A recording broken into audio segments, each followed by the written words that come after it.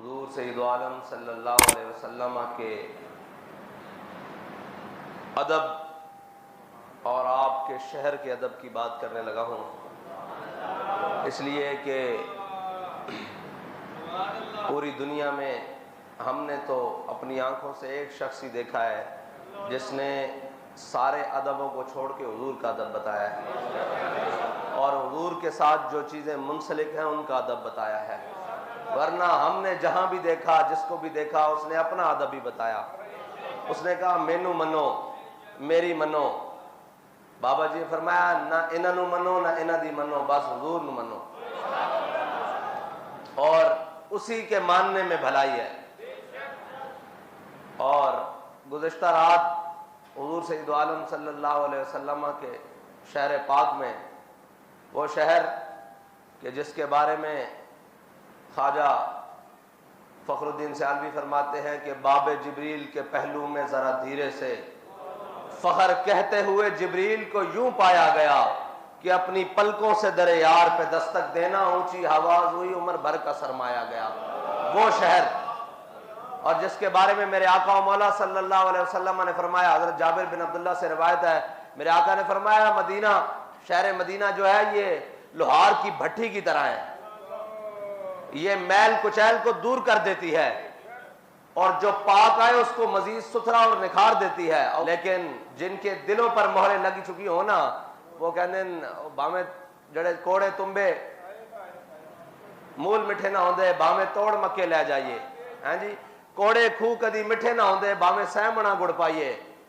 بابا جی حضرت مولانا روم کے حوالے سے ایک بات کرتے تھے کہ حضرت مولانا روم نے فرمایا ہے کہ جو بدبخت ہے نا اس کو نبی کی مجلس بھی فائدہ نہیں دیتی۔ یہ جو ہے نا یہ بدبختی ان کے دلوں پر لکھ چکی ہے، اس کے بدبختی ہونے کی وجہ سے اس کے پیچھے ایک بدبخت ہے جس نے اپنے اقتدار کی خاطر تو پورے پاکستان میں شور ڈالا، اور اپنے اقتدار کی خاطر کہا کہ کانوں میں یہ بھی کہنا ہے کہ ہم نے آزادی لینی ہے۔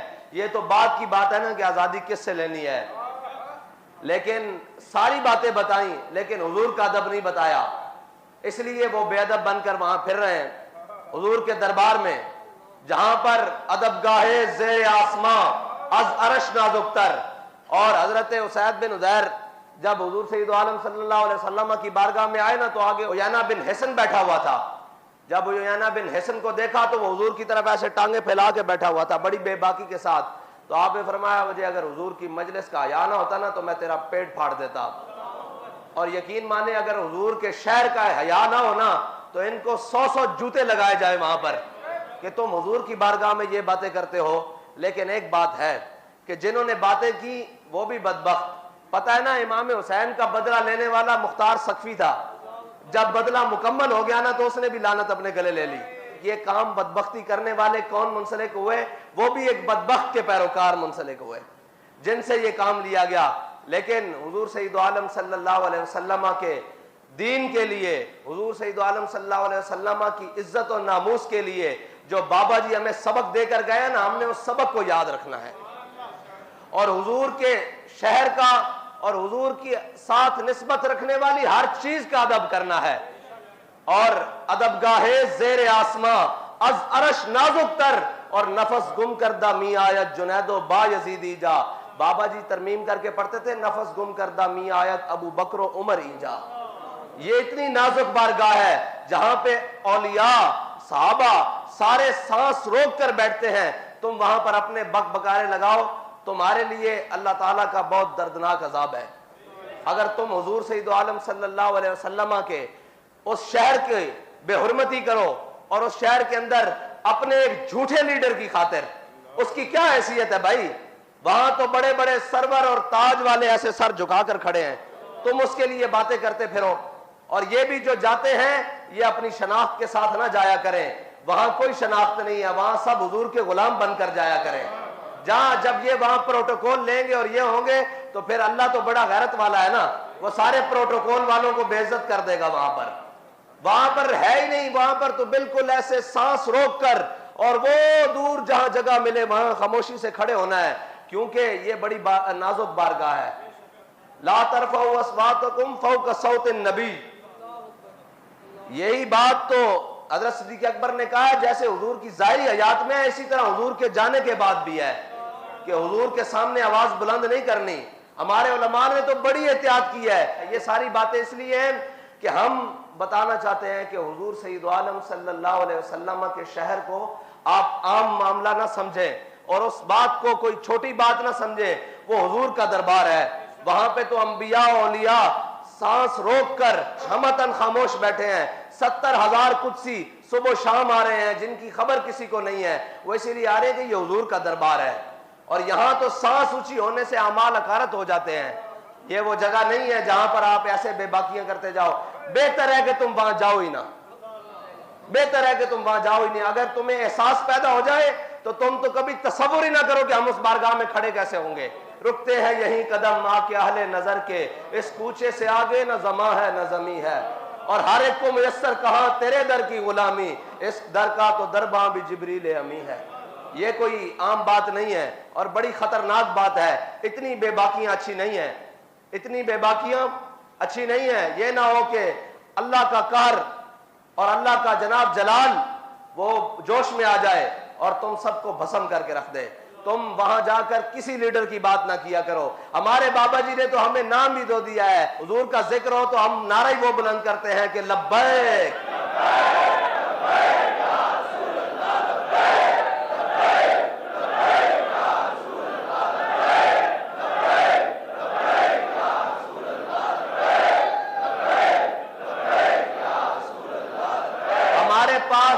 نعرہ اور اعلامیہ اور بیانیہ ہی وہ ہے جس میں ذاتی تشخص ہے ہی نہیں, جس میں ذاتی شخصیت ہے ہی نہیں. وہ حضور کی بارگاہ میں لگایا جائے تو حضور بھی خوش ہوں گے. اور اگر تم وہاں کھڑے ہو کر کہے گو کہ اب آئے گا عمران تو پھر تو یہ بری بات ہے نا. یہ تو قبول ہی نہیں ہے. ادھر وہ کوئی آ کے کہے کہ اب شیر آیا, ہم تو کہتے ہیں نہیں, حضور کا دین آیا. ہم تو یہ کہتے ہیں کہ تاجدار ختم نبوت. اور دوسری بات, وہ جو وزیر اعظم بن گیا ہے اس کو پھر ایک دفعہ کہتا ہوں کہ یہ ذلت ایسے نہیں ہو رہی. یہ ذلت اس وجہ سے ہو رہی ہے کہ تم کہہ کے گئے ہو کہ میں اس ملعون کے ساتھ مل کر کام کروں گا. تو دیکھ لو سین نبوی میں تمہاری ذلت ہو رہی ہے. وہاں پہ تو چور کو بھی چور نہیں کہا جاتا. وہ تو اعلیٰ حضرت نے فرمایا چور حاکم سے چھپا کرتے ہیں یا اس کے خلاف, تیرے دامن میں چھپے چور انوکھا تیرا. وہاں تو چوروں کو پناہ ملتی ہے, گناہگاروں کو, کیونکہ میرے آقا نے فرمایا شفاعتی لأہل الکبائر, میری شفاعت تو ہے ہی بڑے گناہ والوں کے لیے ہے, بڑے گناہگاروں کے لیے ہے, بڑے غداروں کے لیے نہیں ہے. تو گناہگار بن کر جاؤ نا, غداری تو نہ کرو حضور کے ساتھ. اگر غداری کرو گے تو پھر تم کیا, تمہاری حیثیت کیا. یہاں ابو جہل کو اللہ نے بچوں سے مروا دیا تھا. یہاں تو جناب وہ اگر حضور کے دامن سے وابستہ ہو جاؤ گے تو حبشی غلام ہو, کالا ہو, ناک بھی چپٹی ہو, بلال حبشی ہو, وہ کعبے کی چھت پر جاتا ہے. اور اگر سکا چاچا بھی ہو تو قرآن کہہ دیتا ہے تبت یدا ابی لہب وتب. یہ وہ بڑی نازک بارگاہ ہے, بہت نازک بارگاہ ہے. اس کے اندر کوئی ایسی بات نہیں چلتی. اللہ تعالیٰ مجھے اور آپ کو حضور کا ادب نصیب فرمائے, اور اگر کوئی وہاں چلا جائے تو اس کو باادب حاضری نصیب فرمائے. بس اسی ڈر سے کہ ادب گاہیز زیر آسماں از عرش نازک تر اور نفس گم کردہ می آیت جنید با یزیدی جا. علامہ اقبال نے تو پھر بات ہی ختم کر دی, کہتا ہے خاک طیبہ از دو عالم خوش ترست. کہتے تم حضور کے دربار کی بات کر رہے ہو, ہمیں تو جو طیبہ کی خاک ہے وہ پورے دو عالم سے بہتر ہے, ہر چیز سے بہتر ہے. خاک طیبہ از دو عالم خوش ترست, اے خون کے شہرے کے آجا دل برست.